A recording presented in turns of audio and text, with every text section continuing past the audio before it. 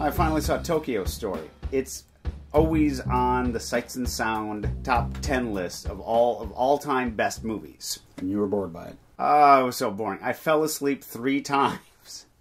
At least it has somewhat of an interesting title. I don't know if I'll ever be able to bring myself to watch A Story of Floating Weeds. Any movie that takes place in Tokyo is a Tokyo Story, while this movie, half of it doesn't even take place in Tokyo.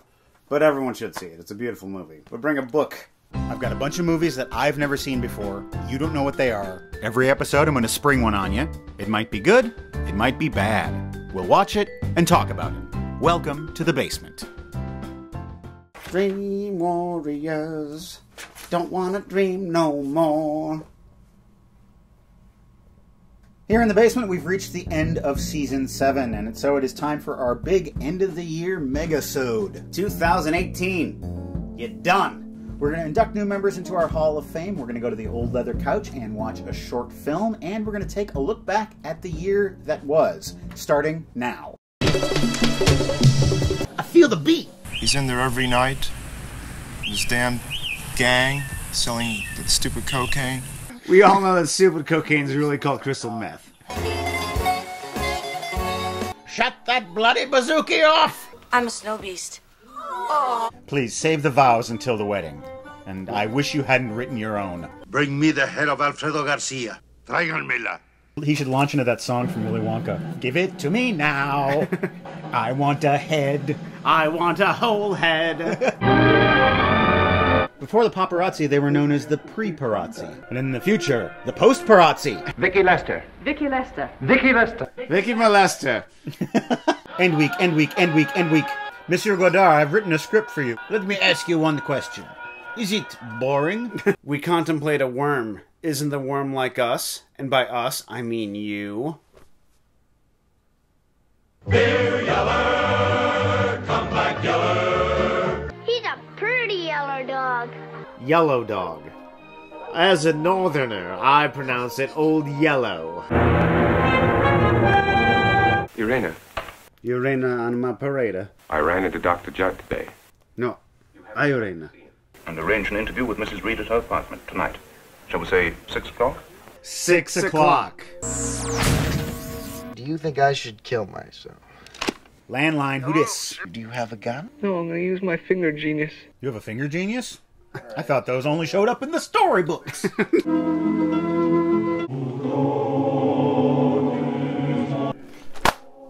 Crotch bees are the worst.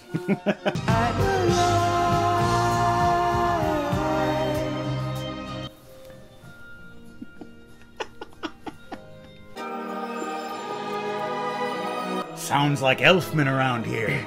There goes the bride, she's really sad. There goes the bride, too bad she died. Nothing but bonsai. Somewhere between The Right Stuff and Megaforce lies this movie. Soylent Green is made out of people. Oh. Today they're dearly departed. Tomorrow they're part of a nutritious breakfast. I am hoping that this movie starts with someone saying, well, here it is in 480 BC. There should be more boisterous laughter on our show. Or maybe not. Watch out! Stop, or my car will crash. Go ahead. Make your bed. I'm mad, I tell you. It took the Black Rock Board of Tourism years to recover. You move fast for a crip. Sorry, we're all Bloods in this town. That's why we're angry at you, Mr. Crip. So why do you want to be a doctor? My endgame movie biography. 1, 2, 3.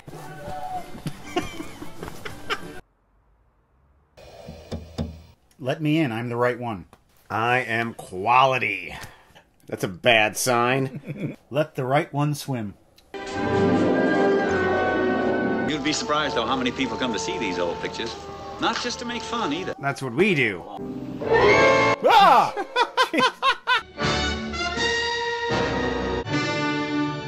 Pearl Harbor, any jokes you make will be too soon. Ceasefire, ceasefire, ceasefire, ceasefire. Ceasefire, ceasefire. Ceasefire, ceasefire. What are you smoking? Camel. Well, I'm smoking pistols. You had that like cool line you could have said, but he didn't. 10, 9, 7. God damn it. Elmo is Spanish for the Mo. There's a vortex of realities down there. Hey, Elmo! Get away from my singularity. We've watched a lot of movies this year, some of them good, some of them bad, as the opening credits say. We went all over the map. Do you have a favorite movie that we watched this year? It's a movie that the second time through, you like it a lot more, or at least I did, and that is Bring Me the Head of Alfredo Garcia. Garcia is just so individual. There's no other movie in the world like that movie. Alfredo Garcia was my favorite for much of the year, but I think I'm going to have to give it to The Adventures of Robin Hood, which I think is nearly a perfect movie. And it's so vibrant, that one. We didn't just watch good movies this year. We watched some stinkers. What was your least favorite movie? I want to say Le Weekend. But as time goes on, I think my least favorite movie of the year, because it just interested me so little, and I got so much historically wrong, was The Iceman. I read the Wikipedia article about the guy that The Iceman is based off of. The Wikipedia article was more exciting than the movie. Well, I want to say Weekend was my least favorite movie, and I'm going to say it. That was pretty terrible. It wants to be terrible. I found this quote by Francois Truffaut about his former friend, Jean-Luc Godard. In troubled periods, the artist hesitates. He is tempted to abandon his art and to make his art subservient to an idea. Through film, he becomes a propagandist. I think that's pretty accurately describes Weekend. I didn't know we were bringing in quotes about Godard. I have a collection of them in a journal. As you know, when we watch movies on this show, we have to give our immediate reactions. We talk about the movie about 15 minutes after we're done watching it. But as we reflect on these movies throughout the year, sometimes we have additional thoughts about them, and we're going to talk about those right now. Going back to Robin Hood, which you just talked about. When we discussed the movie, we gave short shrift to Olivia de Havilland, saying that she really didn't do much. She was just a pretty face in it. I did. But just going back to watch the episode, I realized that Maid Marian is the only character in the movie that has a story arc. Everyone else is like, you're either good or you're bad. She starts out as a villain. She's in with the bad guys. You're going to stick it to them. You're taxing them and robbing them. And then she sees what the effect of that is, and she sees why her side is actually the bad guys. She has a lot of transforming that she does in it. Well, I think what you're saying is right, but I still don't recall a lot of spectacular acting from her. Her character thinks. You can see it in her face. She's thinking. I found myself wondering quite often, did the movie Bring Me the Head of Alfredo Garcia coin the term shit list? You two guys are definitely on my shit list. I think it probably didn't. It strikes me as probably a military term. Yeah. You're on the shit list, you got to clean the latrine. Yeah. But I'm also wondering if it's the first movie to ever use that phrase. Probably. Do you remember the waitress in Cat People? Yes, I do. The gumbo slinger. Mm-hmm. I find that to be a really fascinating detail, because she just has a couple lines, but she almost becomes a subplot. Mm-hmm. This frustrated waitress who can't sell the gumbo. She probably made the gumbo. And she's in New York, where people may not even know what gumbo is, because it's a regional dish from New Orleans. It's details like this that give a story texture, even though they don't necessarily meaningfully contribute to the plot. Yeah, well, and also, she becomes more than just a black waitress. She is a black waitress who has a past. She's from New Orleans and this and that. She's got a life and Yeah. And also, something we never talked about, the other Catwoman in the restaurant. How many cat people are in New York? 2, at least. I think I figured out who the most pathetic character we've seen this year is. Ollie Higgins from The Tingler. What a joyless, miserable existence this guy leads. This is the guy with the deaf wife who shows silent films. There's just no spark to his life. He's just begging strangers to spend time with him, have a beer with me. Yeah. After going out to watch an execution, let's hang sometime. And he just casually tosses out the fact that his wife has tried to kill him several times. And no one says anything about it. Imagine if I was out having a drink with you and I said, you know, Craig, Tone has tried to kill me a bunch of times. Well, that's fascinating. Another thing about The Tingler, Dr. Chapin's wife. Now, I've always struggled with the idea of the MacGuffin. I can't really wrap my brain around it, even though I've been told the definition of it. I've been given very good examples. It's just it's like postmodernism. I just can't quite get my head around it. Yeah. Is Dr. Chapin's wife a MacGuffin? Because she seems very important to the story. She attempts things that fails, and then she just disappears. No, I would not say she's a MacGuffin. Okay. A MacGuffin is, as Hitchcock described it, is something someone would kill to have and die to keep. Which is why the suitcase in Pulp Fiction is a prime example, because it doesn't matter what's in it. It's a matter that it's important. I thought it was just something that seems important that ends up not being important. Yeah. And finally, for me anyway, the Kane Mutiny. I want to talk about Bogart's best moment of acting in that. That's in the courtroom scene, and when he says two words, geometric logic. But I proved beyond the shadow of a doubt, and with geometric logic. The way that he struggles to find those words and how he eventually spits them out, I just think it's brilliant. That moment... Yeah. In the whole movie, that's his high point. Yeah, he wasn't just someone who was cool. He was a really, really good actor. Something I also really love about his performance is that when he has his moments of cowardice in the movie, he doesn't look afraid, he looks sad. Oh, yeah. And that's how he shows it. And I find that to be almost heartbreakingly true. It's time for us to go to the old leather couch and watch a movie. We've watched a lot of short films on this show, and we've seen the work of some of the great comedians of all time. Charlie Chaplin, Buster Keaton, Owen Wilson.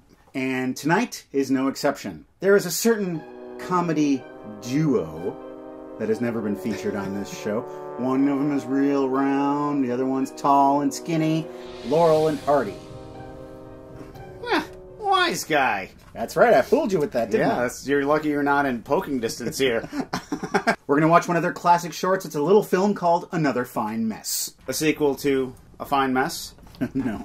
Released in 1930, AFM was directed by James Parrott and produced by Hal Roach. It is based on the 1908 play Home from the Honeymoon by Arthur J. Jefferson, otherwise known as Stan Laurel's father. Oh. And this is a remake of an earlier Laurel and Hardy silent film entitled Duck Soup. Huh. That's what I said. The end of 2018, the end of this month in fact, will see the release of Stan and Ollie, a biopic about the famous duo starring John C. Reilly and Steve Coogan. The thing about Laurel and Hardy is they're silly. Yeah. So I'm not going to give you a silly gift. Oh, good. I'm going to give you the silly gift. Oh, it's Silly Putty. You call this silly? NASA developed this. Silly Putty. Why? I don't know. It was a failed experiment, and they realized that it could be used for taking print off of newspapers and bouncing. Stretch, bounce, snap. Why don't you open it up and do some snapping? There it is. Silly Putty. There you go. Snap it. Check it out, Mom. I'm an astronaut. It's a failure, Matt. No snapping here. You're qualified to be in NASA now. You've failed at an experiment. So stop your fooling around and go over to the old leather couch and don't knock anything over or bump your head on anything, because we're about to watch Laurel and Hardy in Another Fine Mess. Okay, Beaker. Get ready for some hijinks. Hijinks.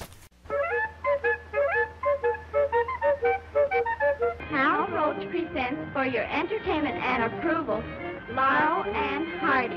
Hey, it's in stereo. The drowning? Colonel Wilberforce Buckshot is going on a hunting trip to South Africa.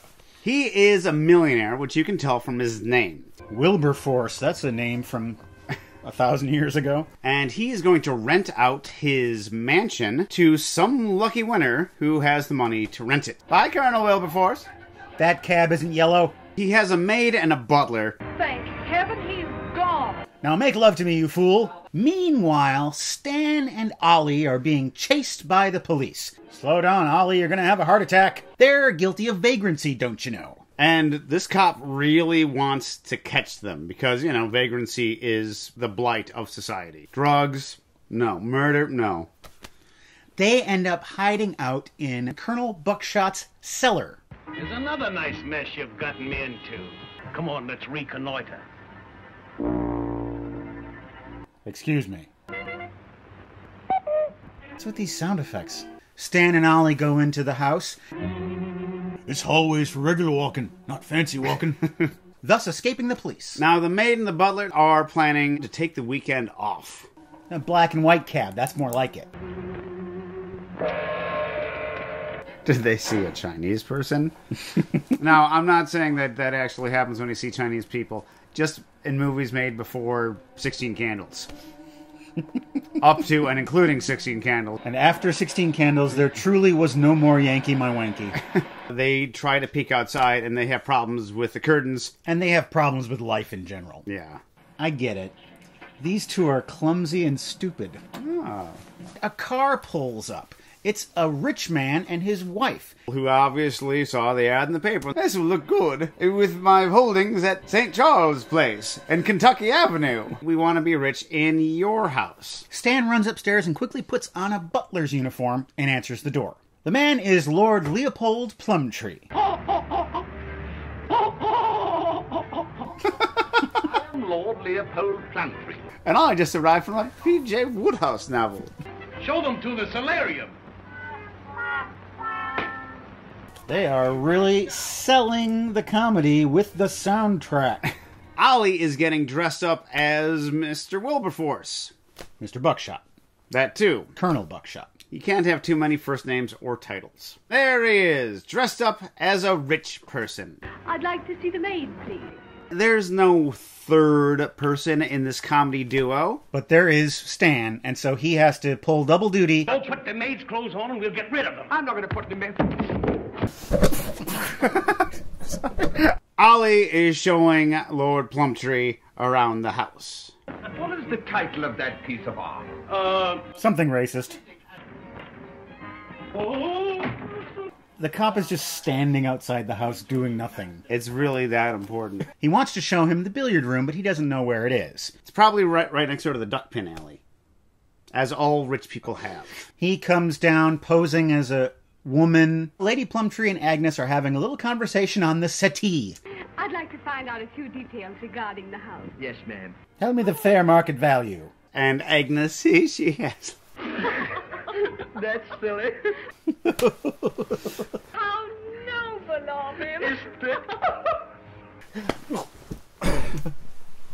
You know, it's like that. Lady Buckshot loves Lady Agnes. Plumtree. Lady Plumtree loves Agnes, and she says, I hope you're staying on for the 6 months I will be watching the house. I guess this is my life now. I'm going to be dressed up as a woman. Lord Plumtree asks Ollie what he's going to charge them for rent. Would $20 a month be too much?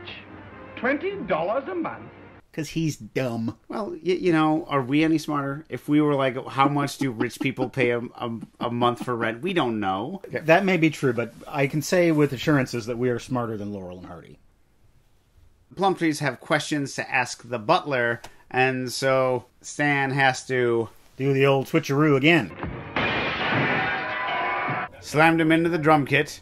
Would you like to enjoy some doobie with me? Meanwhile, outside, a cab pulls up. It's the real Colonel Buckshot. I forgot to pack my bow and arrow.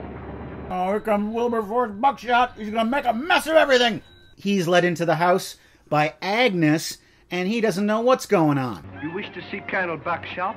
Now, this guy's an old pro. Ollie doesn't realize that he's standing right in front of a portrait of the guy he's talking to. The jig is finally up. Buckshot calls for the police, who are just roaming around the estate. Because you have to protect the rich people. Stan and Ollie run into the room where they keep all of the dead animals. This is felony B&E. The Laurel and Hardy are about to do a dime in the joint. Oh, don't say the king! Kill him! I've been shot in the hindquarters! And they come back out. Oh, no! So they make a run for it. Arrest that beast. Oh, Jesus. Ooh, that had to hurt. One cop is shot by an arrow and plainly killed a number of times by bullets. Ah! They just keep shooting the cop in front. They see a couple on a tandem bike. They knock them over and they take off on the tandem bike. The police are shooting to kill. They are firing bullet after bullet after this madcap duo. They go into a streetcar tunnel, and the streetcar goes by, and what should happen? The cops lose their clothes, and then the tandem bike is torn asunder, as is the animal outfit. You get this. This isn't going on here. I'm a Minotaur. There you go. Learn how to ride the ukulele. You can be like Stan and Ollie. Ride the ukulele? Yeah, that's what they're called. Ride a ukulele. It truly was another fine mess. Probably not their finest film. It had its great moments, I'd say. It ended suitably madcap, but the beginning of it was so slow, and the bits were so slowly paced. And you can say that it's the time period, but the Marx Brothers were doing it at the exact same time, and their stuff was always well-paced. Strong opinions. The thing about Laurel and Hardy is that they might be the most weary-looking comedy duo ever. There's always a sadness about Stan. There's always an anger about Ollie. You wonder why these two guys hang out with each other. They obviously just left one adventure at the beginning of this movie of being chased through the park and having some whole other short film of their life happening there. They just fall right into another adventure, and the movie ends with them basically midway through another adventure. This is why they look tired all the time. If they really would have played this different, if they just didn't answer the door, they could have been like, we have 2 days in a rich man's house before the maid and butler get back. Or we're just going to kick back. We're going to wreck up the place. We're going to eat what we can find. And we're going to sleep in different rooms from each other for once in our life. But no, they had to get into yet another fine mess. I think they're addicted to hijinks. You know, there are some people whose lives are like this. You know, most of us were like that. You know, with a blip here, a blip there. I knew someone years ago who got tear gassed by the police. She went off to Thailand. She met some guy from Australia. Got married. He immediately fell off the gangplank of a boat and broke his back, hitting the water. This was her life. It was always hijinks for her, too. Laurel and Hardy spent a lot of their career in the silent era, and as we know, silent film shorts have some wacky titles. So I have some examples of some of their wackier titles that I want to share with you. Should Men Walk Home? Putting Pants on Philip. You can see the entire comedy going on right there from the title. Bacon Grabbers. Double Whoopee.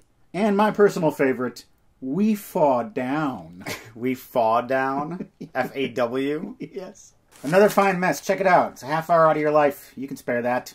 Before we get to the Basement Hall of Fame induction ceremony, I have an update for all of you about an episode from this year, The Last Unicorn. A few months ago, it was flagged for copyright infringement by a German company who said that we were using the footage without permission. Huh.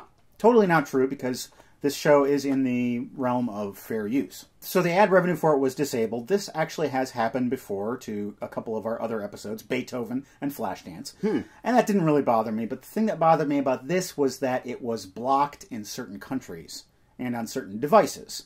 So I filed a dispute with the claimant. Now, since the claimant decides whether or not to remove the claim, of course, they said no. So to the residents of Germany and Austria and many islands, my apologies for not being able to watch our Last Unicorn episode. I did my best. Am I the last unicorn? I can't be the last unicorn. Let's just reenact the whole thing right now. What? I'm the last? It's a fun episode. Mia Farrow sings off key. Jeff Daniels gives the least inspired performance of his career. In a different movie, Jeff Bridges is in this one. That's right. I'm sorry. And now it's that very special time of the year where we induct our new Basement Hall of Fame members. Hall of Fame. It's the passageway you get from the room of mediocrity, the Hall of Fame. These are people who have appeared this year on our show and who have generally appeared multiple times on the show, and we are now recognizing them for their excellence. First up, we have a man who has appeared in Craig's favorite movie of the year, Bring Me the Head of Alfredo Garcia. He is Warren Oates. Yes, he also appeared in one of our favorite movies from a previous year, Badlands. Warren Oates, the actor who is so good you might be able to smell him. The living embodiment of sweat and teeth. Next up, we have a contemporary of Nanook. Next, Janet Gaynor. She appeared this year in the original version of A Star is Born as Esther Victoria Blodgett. She is an Oscar winner, and she is from the silent era, she's from the talkie era, and now she is in our Hall of Fame. This year we paid tribute to another lady who has been on the show in a certain big fat Greek wedding. She is Canadian. She's downright hilarious. She's Andrea Martin. Previously, she appeared in Black Christmas, where she died. She survived a big fat Greek wedding, despite the fact that she had a twin growing on the back of her neck. And then we have someone who has appeared on our show 4 times. He is the most manly man ever, arguably. His name is Lee Marvin. If Lee Marvin and Warren Oates got into a fist fight, I'm not sure who would win. I don't know. Probably Lee Marvin, because Warren Oates has a sensitive side. Lee Marvin would ultimately pummel him into submission. There's a man who's given us some thrills and chills over the years. He's a director. He's also an actor. He is William Castle. 3 appearances on our show, and now 1 appearance in the Hall of Fame. The man whose head is legally a wedge. There is a legal wedge designation. You might not know about that. That's right. He has wedge certification on that head. Yeah, if you want to learn more about that, just go to your local hardware store. They can tell you all about it. And finally, we have a director, the man who directed both Magnificent Seven and Bad Day at Black Rock. He's very bad for whatever little town you go into. It's Mr. John Sturgis. Legendary director. And, of course, every year we honor one non-human in our Hall of Fame. And this year, what will the non-human inductee be? I had a tough time with this one. It took me till just about a few weeks ago to figure this one out. It's something that is very human in its non-humanness, and it's something that has been very real for you over the past few years, and it's been featured a lot on our show this year. The non-human inductee is Parenthood. Enjoy. My mother was Korean. And my father was... Smelled of elderberries. You should meet my parents. Mother, my new bride is so beautiful. She has perfect cheekbones and no cheeks. I come to this country with $8 in my pocket. And I had $40,000 in my bank account. I was very wealthy. Willie, why didn't you introduce me to your mother? I wanted you to meet her, but you're just a floozy. You have to understand these things. All right, boy. I'll see you this fall. Whatever you do, don't get a dog. But her grandmother believes in Esther's dreams. Oh, I can't take your money. Well, why not? Because it's Confederate money. They don't accept it anymore. She gave me this picture when she was real sick. Come on, keep acting, man. Keep acting. You got this. I have a crush on you. Ha! I know I'm old enough to be a father, but Leonidas reunites with his wife. And you haven't asked about your son? Yeah, give me a second. Jesus. Oscar goes to visit his dad. So how's your bullying? Nice. It's very, very nice. What's the matter? Leroy Neiman painting. That's the matter. But I knew one day when I grew up I'd find him. I think that monologue lasted forever. I think it lasted forever. Dad is dead, and Mom's got the inheritance. They kill her. There we go. The plot! It's happening! He's got a gun pointed at El Jefe, and his daughter says, Kill him. You're dying, Daddy, but I'll save you. I'll do this thing with a chicken, and with this, and I'll do this. This isn't me. I'm using a voice disguiser. I'm a phony fuck just like my dad. My parents didn't name me Hard-On. That is merely my nom de radio. Richie's at home with the wife, taking care of the baby. Is this a private conversation? Yes. What should we do? I'm going to hop into my motor car because I have a mania. My father! I found my father! Parents are humans, but parenthood is a concept, and thus non-human. Non-humans can be parents. And now it's time for Seen It. We've got a couple of DVDs here that were sent to us in our P.O. box, and this one here is a little film called Pottersville. It's a holiday movie. We're in the middle of the holiday season, and I have seen this. And it's a Shandango. No, it is not. This is a Don't Go. Oh, wow. New word coined. This movie, I sort of can't believe it exists. I'm not sure who came up with this idea, who got this cast together, and who actually got this thing made. Imagine a Hallmark movie. Mm-hmm. It's cheesy, it's for the family, very tacky music. You know what Hallmark movies look like. Yeah, I know that. This is a Hallmark movie through and through. But this has decided that it wants to be a Hallmark movie that's kinky. Ow. That kind of hurt my penis thinking about it. Michael Shannon's wife is Christina Hendricks. She's having an affair with Ron Perlman, who is the police chief. America's caveman, Ron Perlman. They're furries. And so they put on furry costumes when they do their lovemaking. It's just, yeah, exactly. You watch this movie with a permanent win. The dialogue is terrible. The story is dumb. The cast is amazing, and they're doing a great job with this crap, except for Michael Shannon, who is totally phoning it in. And I don't blame him for a second, because this is a textbook example of miscasting. He can play this role, but he shouldn't be playing this role. You don't cast Michael Shannon as George Bailey. No. Let's see the rest of this cast. You have Judy Greer, Ian McShane. Who's this guy here? Tom Lennon. So basically, you have Deadwood, Mad Men, Boardwalk Empire, Arrested Development, Reno 911, and Sons of Anarchy, all represented in this. Watch any episode of these shows instead of this. That's what you're saying.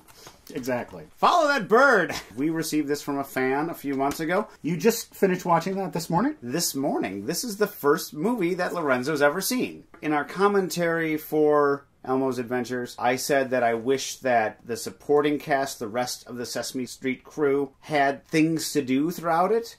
And in this movie, that happens. You have the Count having an amazing counting scene where he counts some keys. They're all in different vehicles. They're all in different vehicles doing like this cannonball run thing, trying to find Big Bird. So it's more of an ensemble piece that way. You get to hear a few of the humans singing, and they have amazing voices. Waylon Jennings shows up too to sing. Chevy Chase shows up as a newscaster, and watching him for 30 seconds doing the news, you're like, yeah, this guy is a jerk. Just look at him. Chris Mears writes, I got around to seeing Odd Man Out. I loved it. Well worth watching if you've not already seen it. Seen it. This stars James Mason. James Mason. It's about the IRA? The IRA, or a near facsimile of it. Right, yeah. It is about a man who is shot during a robbery, played by Mason, and him trying to make it through the rest of the day, trying to escape to freedom. Hide his injury. Yeah. You're basically watching a movie about a man trying not to die. It's intense stuff. You really feel a passage of time in the movie. It doesn't take place in real time. It takes place over the course of maybe 8 hours. There's a lot of sweat coming off of James Mason by the end of this movie. Yeah. You're really accustomed to seeing him playing these kind of genteel characters who have a lot of class. And very cool. See him desperately struggling. It really shows his range as an actor. We have a tradition on this show where the final Seen It of the year is a movie that is generally considered to be one of the great movies of all time, and we talk about what we don't like about it. Its flaws. And what is it this year, Matt? Crow Little writes, the original Star Wars. Seen it. Yeah, I just finally saw it this year. Chad Vader makes a lot more sense having finally seen that. We talked about the original Star Wars on the very first Seen It of this show, way back in episode 3. Yeah. We didn't say anything about it. All we said was Seen It. Yes. That's how Seen It was back then. The flaw of Star Wars that isn't talked about enough is that it has the worst sword fight of all time in it, between two Jedi warriors. And what makes that even worse is that as the series progressed and expanded, we got to see the whole universe. We got to see some of the best sword fights ever. Yeah, it's basically an actor too old to sword fight versus a guy in a big robot suit who's too constrained to sword fight. 8 taps, and the old guy dies. Well, that scene is not about fencing. No. It's about tension. And it's about these two forces meeting after all these years. I think the biggest flaw of Star Wars A New Hope is its legacy. George Lucas couldn't leave well enough alone. He basically discarded the movie that we love so much and gave us this new slicked up version with monsters walking around in the back. A scene with Boba Fett we don't need. Greedo shooting first. And it really has kind of tainted a movie that so many people love so much. Yeah. And now I'm going to buck tradition, and I'm going to talk about my favorite part of Star Wars: A New Hope.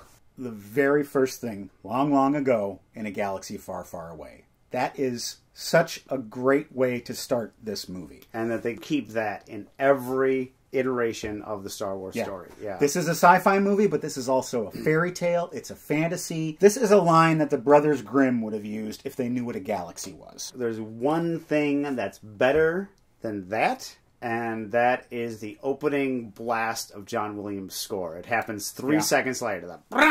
And even the opening title crawl, it tells you everything you need to know, and then so the movie can drop you into the middle of a scene. And you're right up to speed. Yeah, and you're literally being dropped through space. Right.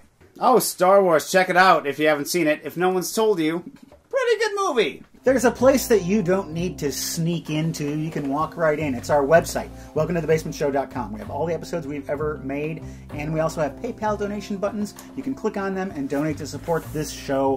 One of our donors is Kevin, who says, love the show, seen it, Moon with Sam Rockwell. Yes, we've seen it, and we've talked about it. To find out who the rest of our donors are and to see the contents of our mail crate, you can watch Unboxing, which comes out this coming Friday. Well, we've finally come to the end of the year. We want to thank you all again for joining us here in the basement. It's been a great year. It's been a great time sharing movies with you and with each other. We're going to take a short hiatus. Welcome to the Basement will return on February 1st of 2019. I can make it.